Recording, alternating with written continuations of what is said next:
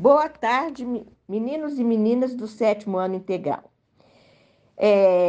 Nós vamos aprender nessa segunda semana do PET 4 sobre as entradas e bandeiras.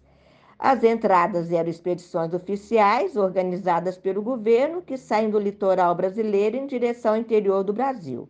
E as bandeiras eram expedições organizadas e financiadas por particulares, principalmente paulistas. Elas partiam de São Paulo e São Vicente, principalmente rumo às regiões centro-oeste e sul do Brasil. Mas vamos saber agora como tudo isso se deu. No início da colonização na América, os portugueses estavam restritos ao que hoje é o Nordeste e parte do Sudeste do Brasil, devido ao Tratado de Tordesilhas, que dividia verticalmente a América entre Portugal e Espanha. Mas como que aconteceu isso? Em 1580, as coroas de Espanha e Portugal se uniram. E isso ocorreu após o rei português Dom Sebastião desaparecer na Batalha de Alcácer Quibir, em 1578. E seu corpo nunca mais foi encontrado.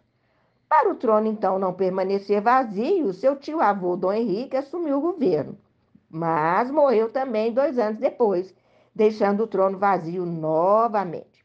Após uma árdua disputa política, seu parente mais próximo, que poderia assumir o trono, era Filipe II, rei da Espanha. Então, ele se tornou ao mesmo tempo rei de Portugal, unindo assim as duas coroas, no que chamamos de União Ibérica. Dessa maneira, todas as posses de Portugal passaram a ser da Espanha, e o Tratado de Tordesilhas deixou de fazer sentido, permitindo que os colonos que viviam na América Portuguesa, hoje Brasil, pudessem explorar o interior do continente. A fim de explorar o território, diversas expedições foram organizadas, tanto pelo governo quanto pelos próprios exploradores. As expedições organizadas pelo governo eram chamadas de entradas, que eu falei para vocês. E as organizadas por particulares eram chamadas de bandeiras e recebiam o nome dos seus líderes, como a de Bartolomeu Bueno da Silva, chamado de Anhanguera, e que fundou a Vila Boa de Goiás, mas ameaçou os índios se mostrarem o ouro da região. E a de Borba Gato, que se envolveu na Guerra dos Emboabas e foi acusado de massacrar indígenas para escravizá-los. E a de Raposo Tavares, que também aprisionou vários índios e lutou contra os holandeses na Bahia. Mesmo com nomes diferentes, o ato de explorar os territórios no período ficou conhecido como bandeirantismo. E havia 3 tipos de bandeiras. A bandeira de prospecção, que eram expedições com o objetivo de encontrar metais preciosos como o ouro e a prata. Bandeiras de apresamento, que tinham o objetivo de capturar indígenas e levar para São Paulo para trabalharem como escravizados.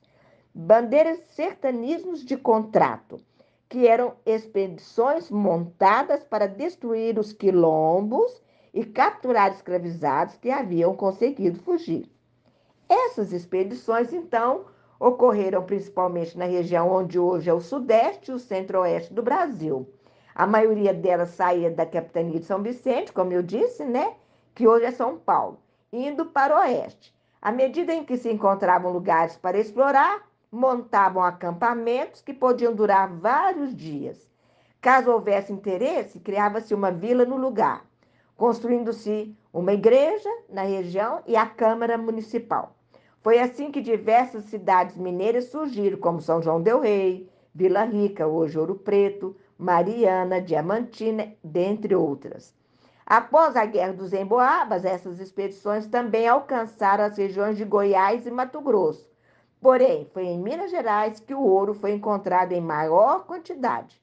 O sertanismo de contrato foi responsável por destruir diversos quilombos, incluindo o mais famoso deles, que foi o de Palmares, que abrigou diversas comunidades na região nordeste do Brasil, onde hoje em dia é o estado de Alagoas. Podemos dizer que as entradas e as bandeiras foram de extrema importância para a ampliação do território brasileiro, pois foram responsáveis por desbravar o interior do continente.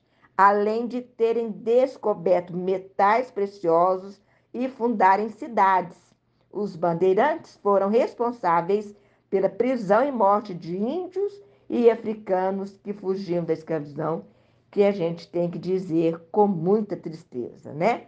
Bom, essa foi minha explicação para vocês, né, da segunda semana do PET 4. Espero que vocês tenham entendido para poderem resolver as atividades da página 108 da segunda semana do PET 4. Fiquem com Deus.